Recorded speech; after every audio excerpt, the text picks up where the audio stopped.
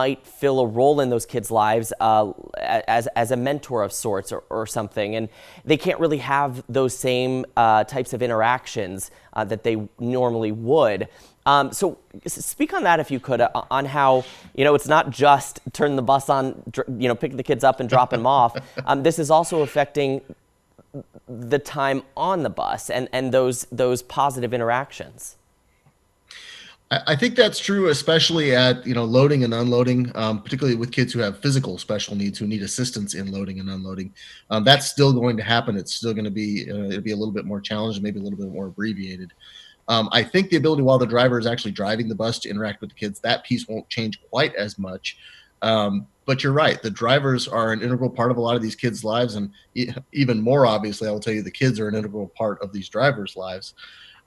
Then they're going to have to work through that distancing piece of this a little bit. It's not going to be quite as friendly, to be perfectly blunt. There's going to be some adjustments there. But I think overall, I think once we settle out past the initial change phase of this and it settles into normal, I think we'll still be able to maintain that human connection between drivers and their students. It'll just be a different kind of human connection between drivers and their students.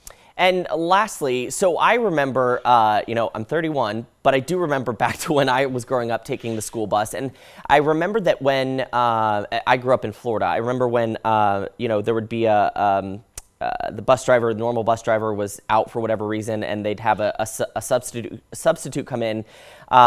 It makes the whole situation much more difficult. Maybe the bus is a little late picking you up or what have you. And that was, again, in normal times without a pandemic going on. So as we eventually get into some sort of transportation model in your district, what do you foresee happening? I mean, because we all have to live our lives as well, including your bus drivers. They can't live in a bubble per se. But have you come up with any sort of advice or guidance to give them, try your best to be as healthy as possible because we can't stand to, have you call out?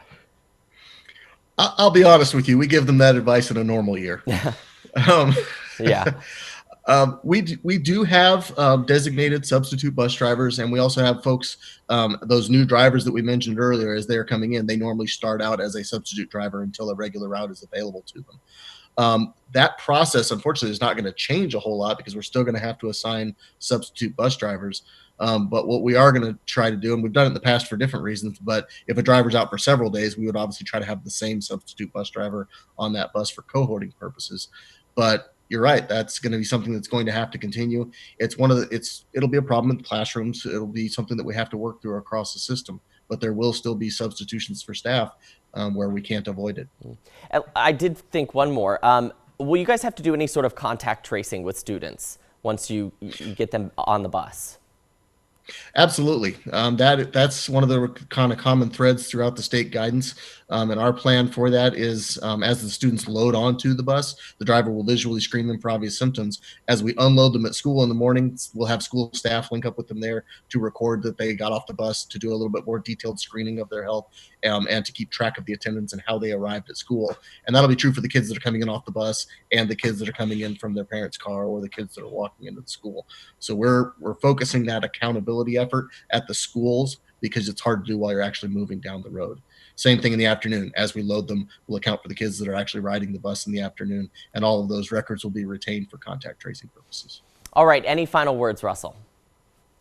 No, I genuinely appreciate the opportunity to be able to sit down and share this information with you. This is a challenging time for us, obviously, in all of our planning, but it's a far more challenging time for our families as they're trying to get some certainty set so that they can plan their daily schedules. And I appreciate you helping us share this information with them.